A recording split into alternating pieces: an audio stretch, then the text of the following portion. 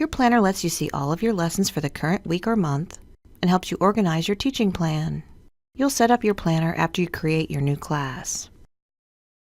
To access, select Planner on the main menu. When you create a new class, you'll have to create a new planner for it. First, indicate the start date. This is the first day of school. Select Next. Indicate any holidays or non-teaching days throughout the year to update the calendar, and select Complete.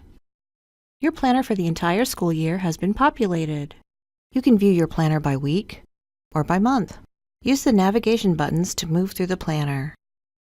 Each day indicates the appropriate lesson. Select the ellipsis to see lesson details, including standards, lesson objectives, and materials needed. Select the arrow to go to that lesson. The planner has been populated based on the calendar you indicated. If you need to change a day to a non-teaching day, select the Tools icon and change to a non-teaching day. Now there is no lesson for that day, and the lesson schedule is moved to one day later. You can also change back to a teaching day by selecting it from the Tools icon. You create a planner for each of your classes. You may need to delete the current planner. For example, for this school year, I just renamed a previous class, but I need to update my calendar. The planner has been populated with last year's dates. Select the Delete Planner icon and select Yes to confirm. Now you can begin the planner setup.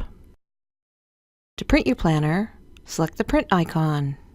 You can choose to print the current instructional week or indicate a date range in the pop-up that appears. Select the Print button to create a printable PDF file showing the lesson details for the dates you indicated. This concludes our guide to the planner. Be sure to refer to other help materials for more information about the Open Court Reading Program.